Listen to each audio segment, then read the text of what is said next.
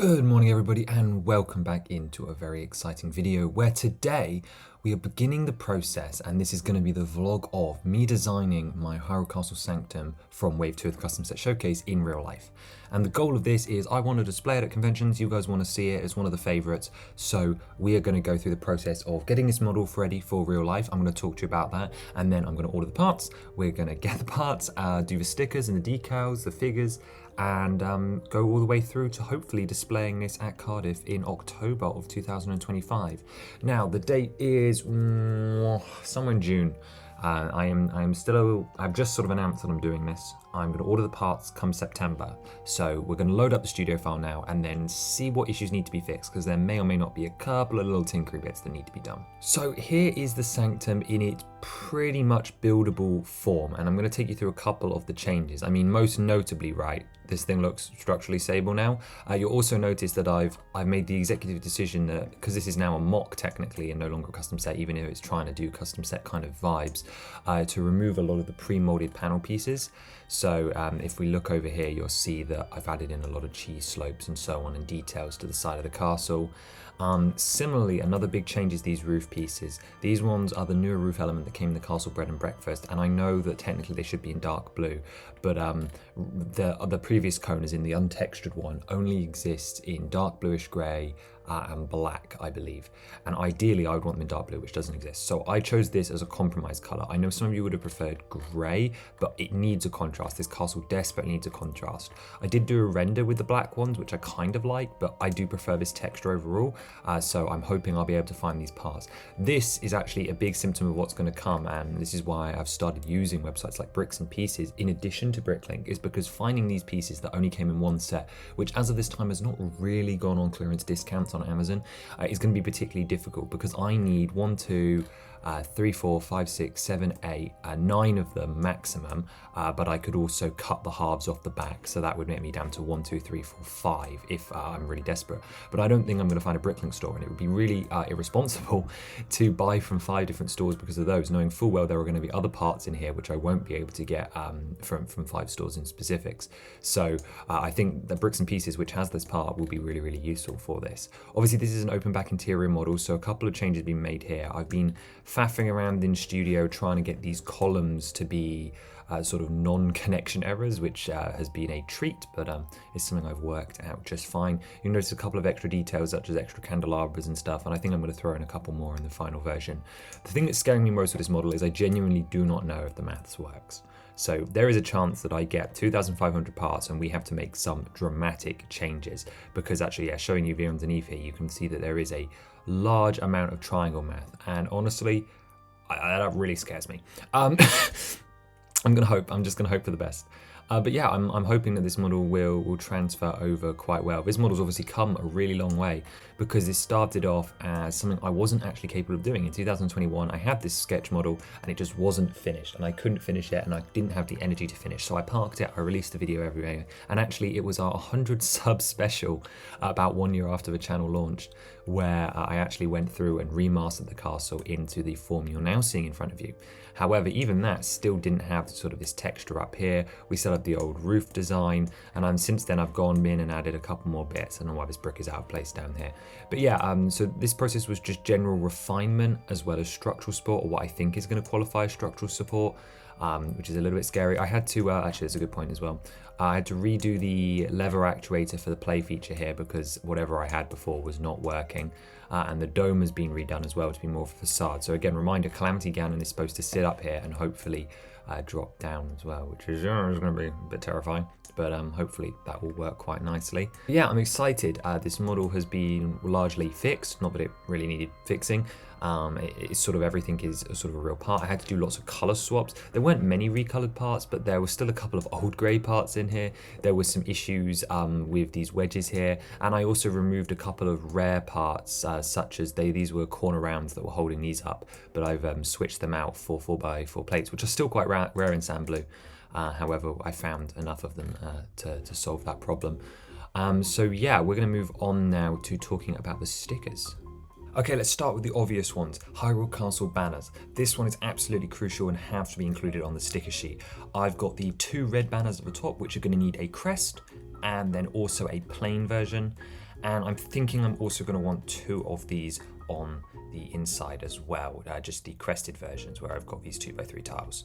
And then I also have got these blue ones to go on pentagonal tiles, and I'm probably going to attach these on the facade back. This is a custom edition for this time around. Who knows if this will actually make it or not. Now, other key additions to me have to be the observatory lights for the Ganon boss arena. I've got this in a couple of sizes. I've got this wall panel here with the lights on, and I've got 2 of these. And then I've also got these big ones which just have the patterns. So those are for the 4 big panels in the basement. I've also got 5 smaller ones for this smaller wall here, as well as 1 rectangular one to go on this 2x6 tile here, and we'll see, maybe that will be too much, maybe it will look a bit weird, but we've got them, yeah, it doesn't matter. And then of course the other big Sheikah observatory item is the Ganon cocoon. I have these weird shaped ones here, which I'm hoping are going to be the right shape to fit on these domes, although I'm a little scared of doing curved surfaces. Although this will be a good practice because I'm doing Miniru at the same time, so I'm going to have to work out how to do a dish as well. Okay, and then we're on to the fun stuff. So I've got a little diary book held up in the top side of the tower. I want to have a Hyrule Crest cover for this. And then of course a 1x2 page on the inside, which I think is going to be a Silent Princess, as this is sort of supposed to be Zelda's dirt journal or study book. And then I have these 2 sort of library-esque rooms up in the tower for research, and I wanted to include a sketch of a guardian on a 2x2 tan tile. And then I also have some recipe tiles as a unique little Easter egg, and these will be going in the crates. I've got the monster cake and the fruit cake, and these 2 of course are tying reference to the quests that force you to go to the library to look up the recipes of the Chancellor and Zelda as well. And as an extra, I'm also going to be reprinting Zelda's dress and Zelda's torso for the royal outfit, because this is one of the earlier prints I've done, and I'll show you her later because she's overdue with an upgrade because she is a 6-year-old figure at this point. But I'm going to get these printed, and then it's almost September, so time to order some parts and get some Bricklink cards together. So I'm over in Bricklink now, and I just wanted to give you guys a quick idea of how we do things over here. So this is the wanted list for Demon Dragon. This is an upcoming build for early 2026, I think. And because this is in its earlier stages, I'm showing you this one instead of the Sanctum list. So effectively, from the studio file, I remove all stickers and prints that were in the original version because Bricklink will let me accept those. And then I bring the parts over here into the wanted list. And this is where the transition to real life really sort of takes its time, as I have to go through the listing here. I mean, we're on 25 per page now, but obviously change that to 100. And for some reason, it always messes this up. So I usually sort by color item name. And I go through this list and I compare each part to my spare parts collection, which actually isn't very big despite the amount of mocks I do. Most of the parts I buy are specifically built. But for example, this first listing here for bar 1 length with 1x1 round plate and hollow stud in black, I know for a fact I have these in spares. So I'm going to run through this list and then sort of mark anything that's a spare as have. I'm going to tick it off and put those parts in a bag. The second thing to do, and actually I think I've already done that in this list, so there won't be any examples. Actually, no, tell lie, prove me wrong, is these guys right here. These are parts that have multiple different versions. We have part number 15573 and 3794A. Now, for those of you that may be less familiar with part selections, you'll think that these 2 are similar. They're both 1x2 jumpers in black. However, you'll notice that this piece here has a stud in the middle, and this one will just have the sort of the guiders. This actually changes the utility of this part and actually in places where it can attach. So what I need to do is to go back into Studio and check which one of these is actually intended or whether it's just effectively a typo, because that can also happen is where I'm sort of just trying to use the one and obviously they're all next to each other, and sometimes I occasionally pick the wrong one. However, there may be a specific reason, like obviously some parts don't come in all colors and so on. So I need to go through and combine those, because this could just make it confusing, as most stores will have at least one of these variants. But if I'm, say, using the A variant, that's the old variant now, so there's a chance that maybe it will go, oh, you have to order from another store. And obviously I don't want to do that. I want to sort of minimize my store usage. So I will probably make them all the 15573 type. And we can do that by just adjusting the wanted quantities and moving it. So again, there's another example of a part I'll have plenty of spares of, but maybe not 11 actually. These days I use them quite a lot. 4 1x1 cheese slopes I definitely have. And actually, interestingly, these joints here, I know I have a couple of spares of these from the Imprisoned when I sort of bodged up that parts order. So hopefully I'll be able to take a little bit of the cost down, same with these rotational joints, also from the Imprisoned, which is exciting. But at this initial stage, obviously I'm trying to remove the parts I have to bring the cost down. And then what I'm going to do is I'm going to scroll to the bottom and press buy all, and I'll show you my sort of first stages here. Since the Bricklink merger, you can see that this now defaults to my region, which is actually very exciting. But if I click on wanted items while it's loading, it's going to bring up stores that have sort of the highest quantity of unique lots for this list here. Now, Demon Dragon is made up of 132 unique lots, eating about 500 or 600 parts. And then there's always a couple of stores to avoid, and it's not because they're bad service, it's that I know that they maybe have higher prices for units.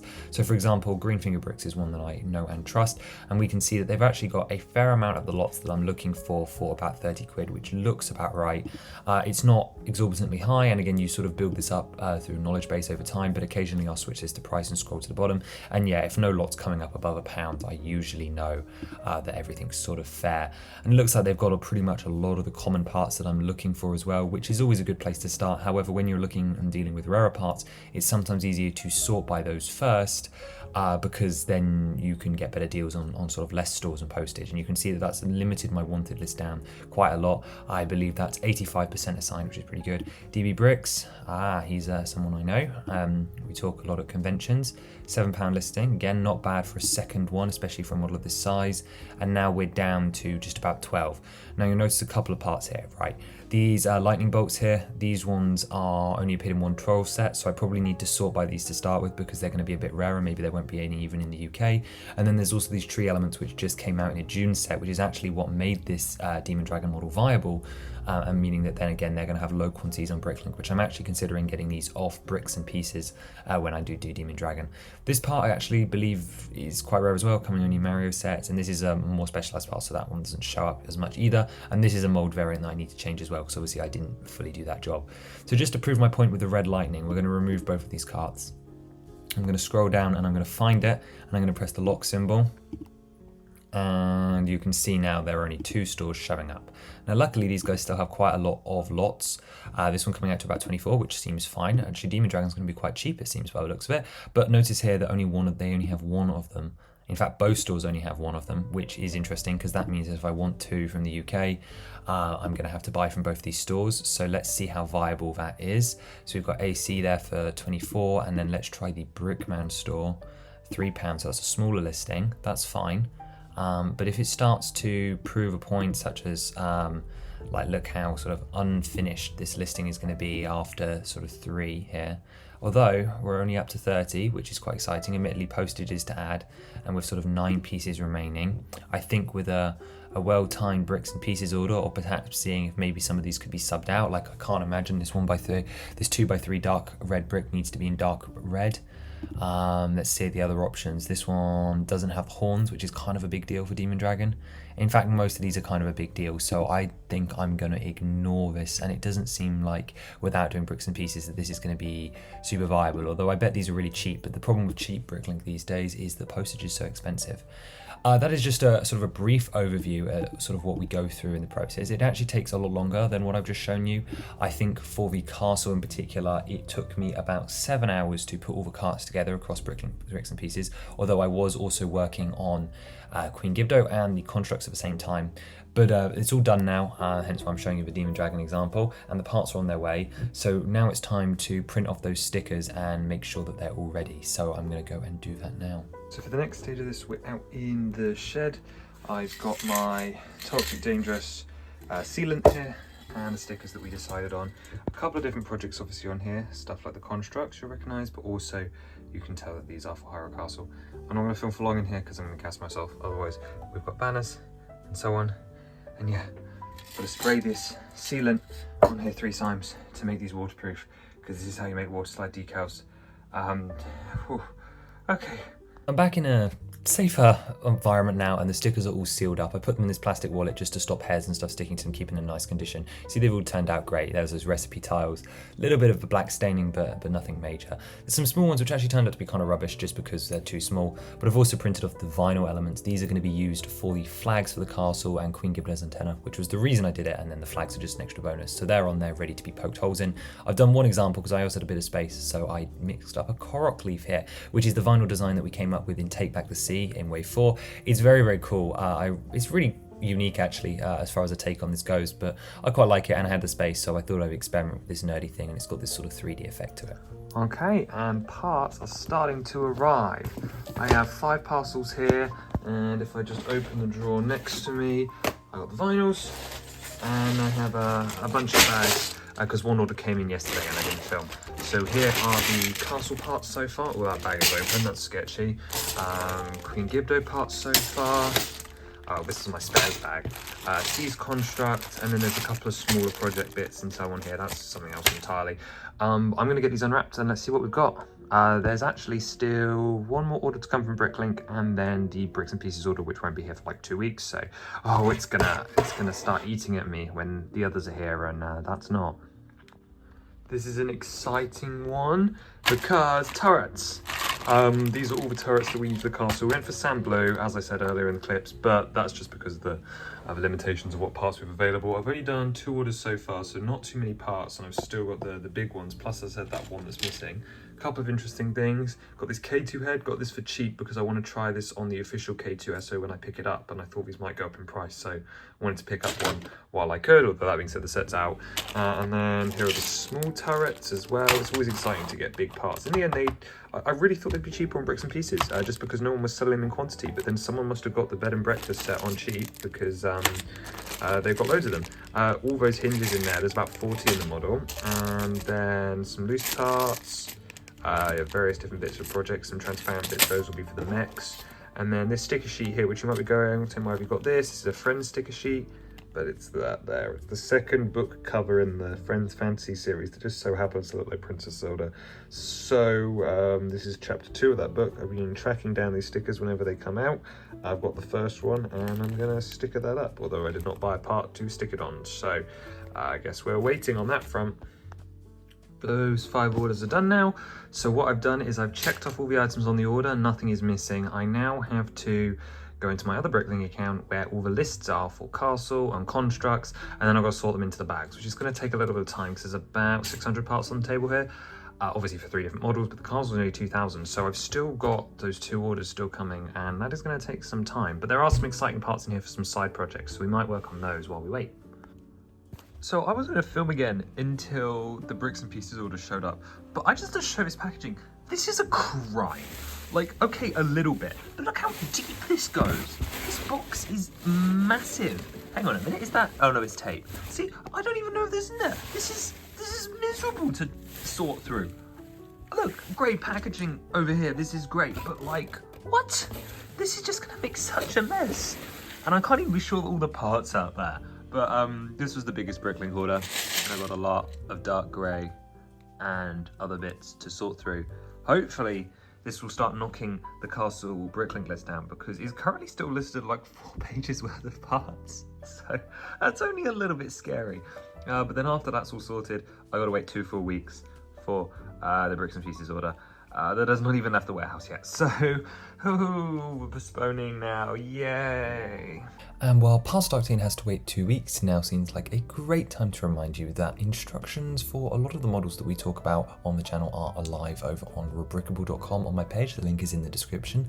And before too long, this castle will be joining them along with the Champions are and Rallis and hopefully a couple of other builds. So if you're interested in getting instructions for some of the LEGO Zelda builds that we do here, remember to subscribe and watch out the community posts for when those go live. Hopefully not too long now. And I suppose it's also good to mention that that lookout landing, you know, that cool model that people tend to like, yeah, that's happening too. I'm working on that now, and that should be coming to real life in spring of 2026. Let's go back to that Bricks and Piece order. Finally, it's here. Right, this is the last order. I'm going to sort through the parts now. I'm pretty sure there are at least some parts missing, not from this, but just that I've somehow missed across the thing. I can already see some cool stuff. Oh, where's it gone? There's these big dishes here, gold. These came from the Vincent van Gogh set, but came up in perfect time for Miniroom, which is really exciting. Windows and stuff, I know that this order's bodged some of those, but let me sort it through and I'll see what's actually missing. Well, it's all sorted, it's all out. Oh, there's a big pile of parts. I knew it was big. I didn't think 2,000 parts like look this big, but yeah, no, this is the same size as like a modular, so yeah, I guess my desk is too small. I'm gonna have some fun. This is gonna take hours. I will check back in when I know if the geometry works. Oh yeah, I've got like a separate tray, like big parts down here because they're gonna like block my sight. But I've literally got Studio open over here. It's ready to get started. Let's go.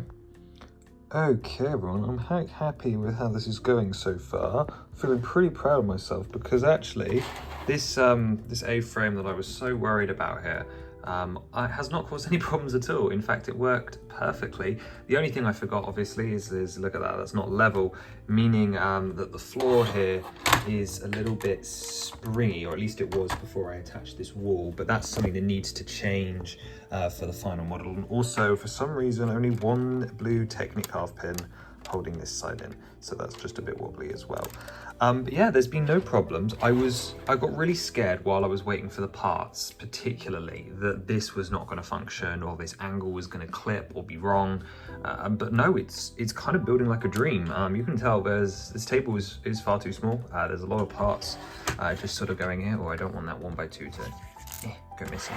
But yeah, we've got the inside done here. I've stopped here. It's been about an hour and a half of building, and I've stopped because I need to take all this out and do the stickers, because I've got panel stickers for here and here, all the way along here and down here, but all the details are in. I'm missing, well, not missing, but I just need to go and find one of these modified bricks here, because for some reason, yeah, as you can imagine, it might be quite hard to find in that pile, but I don't want to put the lid on or go any further before I do that. And then obviously from the other side, I haven't yet done, this is sort of like the inner skin. I haven't really done the outside yet, but a lot of that is just going to be grabbing the giant rock panels and then sort of plonking them down. I mean, you can see the two supports for it, so it's literally gonna just go on like that, and I've got to do all the roughing around the edges and the back filler, and then obviously that will sort of finish off the basement. I'm ignoring the two side towers for now because I'll do those at the end. I'm ignoring the ramp for now.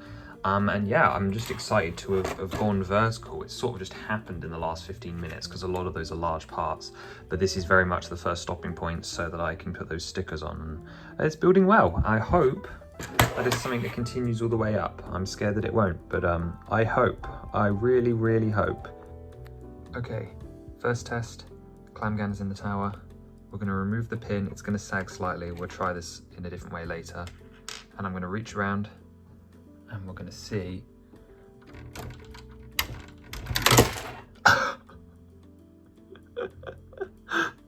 It works. Okay, so I thought we'd do a sticker or two live just to see how these goes. So I've cut them out. Remember from earlier, these are the water slide decal paper. This is white backed paper. Remember, I haven't just printed these, I have sprayed them about 3 times with a varnish. Remember, I choked myself out in the cupboard. I've got a tissue back here and I've got some water. And all we're gonna do is just submerge it in water for about 10-15 seconds or so. And I'm waiting just to give it time for the bubbles to get in between the layers, for it to sort of start to detach itself, and also so that it's strong enough or weak enough either that it hasn't got too much of a hold on the backing to make the sliding it onto the thing easier. So I'm just going to dab off the extra moisture at the top here and then bring this up to the screen. Okay, so this is a Guardian like sort of sketch, I guess from a Sheikah researcher or Zelda's room, and this one looks okay. Yep, so some of them I've had the spray didn't fully coat things, so that's the backing gone.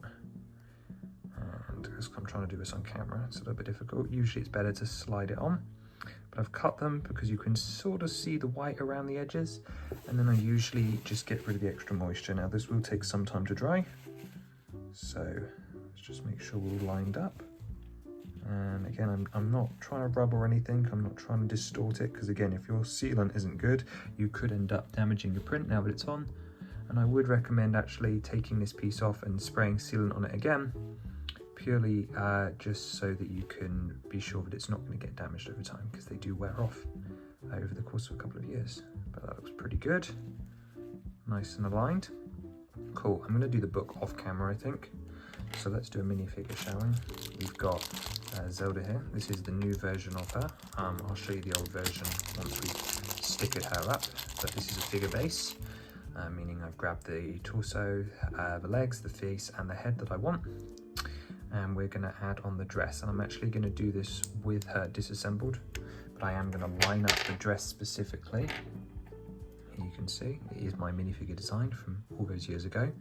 And previously when I did her before, I didn't actually have any white decal paper. So this makes a change because I don't have to Tipex her blue dress. It's also an actual real dress piece for once, which the previous Zelda again didn't have. Again, I'll show you her in a second. So I've got this soaking. Got some bubbles coming off, which is a good sign. I try and hold on to it. Don't have to, you can just let it sink to the bottom. And again, it's about 15 seconds. Bigger stickers sometimes take longer. I might be a little bit early this time, but that would be good for you guys to see either way. And again, I'm going to try and position it and then just sort of gently slide it off. And again, I really want to be gentle because I don't want to risk damaging the print or wearing through my sealant, especially if this is a minifigure. I always pick backups as well. So on my print, I have 4 Zelda dresses, lowers and uppers, meaning that if something was to go wrong, I have a backup copy. At any stage, that is, of course, any stage such as the cutting, or if the sealant doesn't go on properly, or if I really bodge the application. These days I'm pretty good. Back when I started, I wasn't as reliable. See, my cut here is dangerous because I've gotten really close to that edge there. Luckily, I think we're going to be okay. Let's just slide it to the left slightly and slide it up. Yeah, sorry about the camera angle. I'm going to check this one.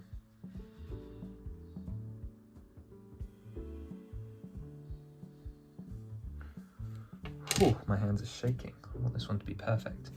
Let's just do the torso then, and then we'll move on to showing you when they're dry. But I've got plenty more of these to do off camera for both this and Queen Gibdo and other builds. So this is going to be a front torso. For front torsos, I generally like to move the arms back. This is how it's print removed. So again, clean up your residues, people. And again, as I mentioned, an extra sealing coat over the parts once they're done is always beneficial. That's particularly risky with minifigures because you really don't want to spray the arms, because otherwise they can get sort of tacky, because sprayed parts tend to gain a little bit of thickness, which can make them resistant to movement or attaching together. I found this out with my Goma on the Deku Tree. Her eyes are very fixed and very sort of tacky, feels like the wrong word. Let's focus on this though. Okay, yeah, look, so you can see that white edge there down the side. That wasn't intentional. Oh well. It's still infinitely better than what I had before.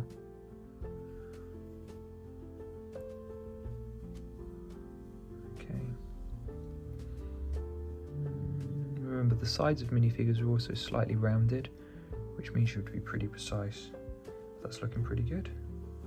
Let's move the arms back down. That'll actually act as a bit of a protector, and you have to be delicate with custom decal figures. Let's get the legs. It's far too early to be doing this. Far, far too early, but we're going to do it anyway for camera. I'm scared. I'm literally shaking. Okay. Not too shabby.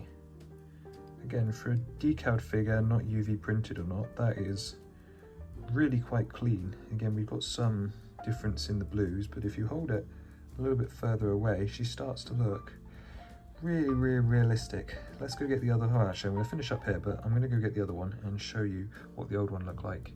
Maybe I should clean up that gap slightly before they get too dry. Be careful now, I don't want to offset anything. It would be natural. I'm not going to mess with it.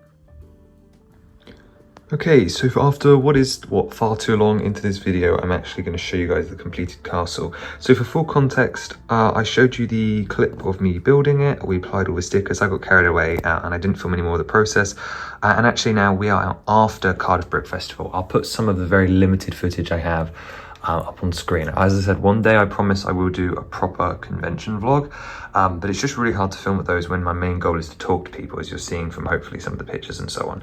But that means, and the reason I'm telling you that rather than just maintaining the illusion, is you're gonna see a couple of bits of damage on the model, specifically on the stickers, but I'll point those out as we go along, and just know that that is just the nature of sort of displaying play features. But if you were at Cardiff, it was lovely to meet you all. It was a fantastic show, we had a great time. We had this thing on a turntable and it was magical, even though it did try and sort of KO all the other builds. So of course this castle is raised up on a rockwork base, which is what makes it unique from other playset castles. Obviously, plenty of people have done interpretations of this model. However, I wanted to do something different, and that obviously helps to combine it using those Technic pins with the other castle sets. Because remember, this is part of a system that you can connect together.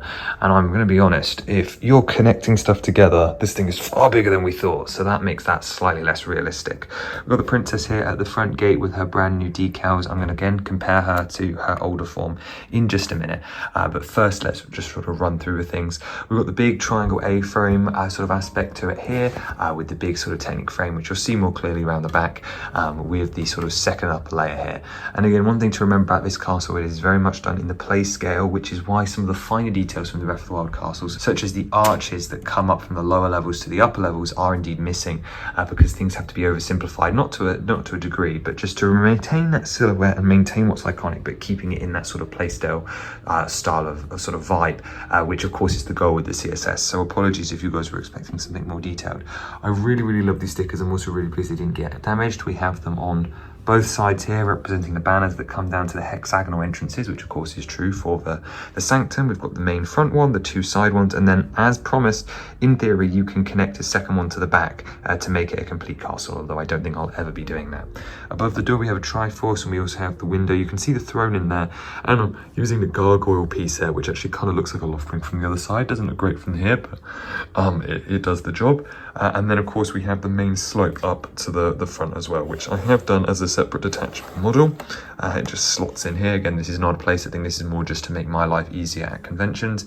And if I put my brand newly decaled Zelda on there, I can sort of launch enemies and so on off that are trying to attack the castle. So that's a lot of fun. My prints okay? My prints are okay. Good. Of course, we've got the waterfalls off to the side as well. I think these are really cool because you can actually hide stuff behind them. We've been hiding stuff there at shows, but you could put a treasure chest or so on them. And then you've got the two side turrets, which are completely detachable so that you don't have to put those there. And of course, we've got the vinyl flags on the top I showed you earlier. 1, 2, 3, the big one at the top, and then the other one down on the other side. And that is about it for the front. We've got various different windows on the sides and so on. The one play feature, I'm going to point these out now because I probably won't be able to show you around the back, but these are the actuators for the removable floor. You can see that every other one of them comes forward. So 1, 2, 3, 4, and this is what simulates sort of Ganon's collapse into the observatory. But you waited long enough. Let me show you the full interior and everything else this model has to offer. So before I start, I actually wanted to address the sort of concerns that I would have had with stability. Obviously, I talked about the A-frame and all the geometry there worked out perfectly, but you would think that this would be weaker than it is, but just, I mean, it has some slack, and I'll put up the picture of the fact that it did break coming back for a convention as well. But yeah, no, it's holding pretty well, and it can obviously take this section here. This is also a removable section. You can see it peeling away there. I'm not going to take it off. And there were the stickers that got the most damaged. Unfortunately, it was the blue pentagons, so both of those have got some damage.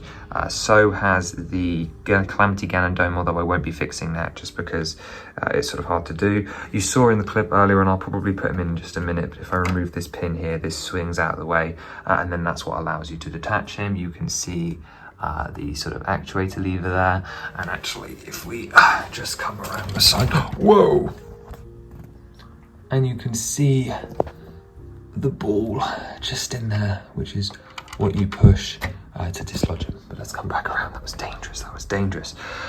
Simultaneously up here we've also got 2 more rooms. I added a couple of extra details here. So there is the monster cake sticker, which looks absolutely fantastic. Of course I have the fish pie in the U-clan attacks. There is the fruitcake one. And then in this chest over here, my lighting's going to give out on me, is the Guardian sticker that we did as well. You guys have already seen it. And then at the top, we have a representation of the fruitcake. I'll bring that down. Just here. And then we also have a monster cake down there, and then a couple of storage boxes or whatever. Notice that the side turrets are completely empty. Using a white piece just because the greys are sort of uncommon, but you could put something in there, maybe a Korok. And there's a couple of barrels and so on around. There's some empty space. Remember, this has to be mostly hollow just to facilitate attaching Ganon to those studs there. Next floor up, we have the Korok puzzle room. I'm using one of my custom Koroks using the official part. You can see we've got the flower in here. We've got him on his transparent rod, and then a little target on the wall. And then these sort of quarter round dome pieces are supposed to represent the sort of area that you sort of can climb all the way up. It's just a representation of. This mini floor has a treasure chest. If we open that there, you can see we've got gems and a geode inside, maybe an amber or something. And then we've got a barrel with a spear. We've got a bow resting here for coral puzzles, and then the big bell, which is really, really important. Here's another sticker that got damaged. Actually, something that's going to have to be removed because apparently that clip does not work like it does in studio, where it sort of angles down and it's just absolutely shredding that sticker. And then we've got the Hylian shield in the top here as well, using my old design because I don't want to waste my original, my proper version in there, because I only have one copy. Then of course the main room is the throne room, and I'll swing Ganon's thing back out of the range again, and we just hook it up there for a change. And you can see that it is quite a grandiose space. I mean, it's sort of very narrow, but it has a lot of play area, which again means there's not too many details. You've got two sort of knight statues, although you could pretend that these are alive, as well as two candelabras on each side. He's using the cake pieces, which is wonderful for wax. And then of course we have the sort of candelabras and then the extra banners at the back there, which is a lot of fun. And then two more candelabras going up the stairs, and I can't believe these stairs actually worked as well because they are completely curved, which is really, really interesting. It's a perfectly, I'm pretty confident that most techniques are mostly legal, and nothing really felt awkward to put together or super fragile once it was together. Then there's this under archway which leads you back out to the front, some more candles. Here is of course the big wobbly floor. I'll play you the clip in a second. And then the other side, everything is mirrored. So again, you've got the other red inside banners, which didn't take too much damage, and so on. And then just beneath this trim layer is the basement you've already seen. And now, of course, you can see it with the stickers added. And unsurprisingly, things are a little different. I think it looks all right from, say, back here, but when you get up close, you can really tell the difference that those are on black, which is really interesting because we didn't have that problem with the Calamity Cocoon, so I don't know what happened here. That being said, they look fine. You can see again a little bit of scuff damage. This isn't actually from transit, though. This is from when I'm resetting the play feature and I'm having to sort of put my fingers in and grab for the bricks, as far as I'm aware, although there is minor, not really any damage to the back. And we still got those sort of fallen weapons in the boss arena, and then there's the center with the sort of Sheikah eye and stuff on it as well. I was worried about this Technic frame because it goes in a U shape away from the sort of central beam. Obviously that's not exactly a strong shape, but no, it's completely fine. There's genuinely no worries. I can pick this model up with even the top bit attached, which you're not necessarily even supposed to be able to do, and it's completely fine. So yeah, it works great. I do hope you guys like the look of it. I'm gonna play the clips now and show you the play features working. So as a reminder, you put Ganon up the top here, and then if we pull out the little lever and push from the front, he's going to drop all the way down to the floor. Now, unfortunately, he doesn't really land in the sanctum anymore, which is just the nature of how I had to sort of change and shuffle some designs around just to make this space fit. If I really wanted him to, I could, but the thing is, he's going to bounce out anyway, so I think it's better he just sort of lands straight on the floor, and then you pull the levers from the front, which to collapse the floor. Perhaps you have a figure on it, and then that brings you down into the basement where you can fight. Obviously, this is a very cramped space, but it is just designed to invoke it and to be a playset and be fun. So I really love these features. I cannot believe that they work. That's so exciting, and I hope you guys like them as well. Obviously, it's worked so well that everything is pretty much ready to transfer over to instructions as well. So that will be something I'm working on in the next couple of months. And of course, there's plenty of sort of space around for you to pose figures and play in as well. So it's all very exciting. This is a really cool one to show you guys. So this is the full evolution of Princess Zelda that I have done in Lego form. You'll notice some big changes, and there is one step guard in the middle. But obviously this started off with the Series 17 Elf Maiden Warrior, mostly because of that hairpiece and ears. It was the closest thing we had at the time, so I just used this figure as a pure figure, maybe changing out the face if I remember correctly for yellow. I hopefully have a picture. But around 2019 or so, I think it was, we switched over to using a sort of decal design. Firstly, it wasn't using his hair because his hair didn't exist in 2021, but you can see here that it is sort of water slide decal. It is still my original print. It's the same print. However, firstly, the colors are wrong because we weren't using official Lego colors at the time, which is one of the things that allows this to look a lot better. Secondly, of course, no dress piece. It's just the slope element. And then thirdly, you'll notice, well, it's very old now, so it's peeling, but I didn't have white decal paper at the time, like I mentioned. So the underside of this is, both of them are just Tipp-Exed in order to make the opacity right. So that was a big learning curve at the time. You can see, of course, we've got the flesh tone hands. We've got the, I believe that's a Rey face from Rise of Skywalker, although I could be wrong, you'd have to check the old logs. And then the Phoebe Free sort of straight down hair from the Friends apartment set in 2021, which I was so excited to get, because again, at the time, this was kind of the best we could do if you didn't mind not having ears. And this was the original hairpiece that I used back in sort of series 1 of the LEGO Zelda showcase back in wave 1, although for some reason I did it for the royal outfit instead of the research outfit, which meant I couldn't compare it to the official figure. So wow, yeah, look at that. So we updated the colors, update the print. It's kind of funny that the sort of opacity or like detail lines are actually kind of less, but to be honest, when you put her back, it means she starts to look like a real figure more, whereas this one very much doesn't, although that's not helped by the peeling. I'm going to keep this just because I think it's fun to have the old versions. I have the old versions of Link as well, so it's a bit historical at this point, but it was very much in need of an update, mostly just because it was scuffing apart and the Tipex situation. But this is along with Girahim and Link, this is one of my original Waterside decal figures from nearly 6 years ago. Here, of course, is the updated version with the official Sheikah Slate piece, a spare one, I have 2. A heart tile for whatever reason you want, and then the official hair and head. So of course that just elevates any figure. Then the fig base is probably, well, a fig base that they would use is, I think it's literally just like a police torso that I rubbed the print out of course the flesh tone hands, and then the plain brewed dress piece, both with their stickers applied. And again, I said up close it doesn't look great, but sort of from a distance they look fantastic. But I really wanted to show you guys next to each other because I think it's really fun. While we're talking about sort of upgrades and things to make in the castle, there's obviously a couple of changes I want to make to the big one. Specifically, there's a couple of stability point issues where we talked about that in the building phase, such as down in the basement where it was a bit springy, although you're not going to be able to notice that now. And I'm going to be adding some support elements down there. And then there's just a couple of minor things. I've had a 1x3 tile just randomly missing over here.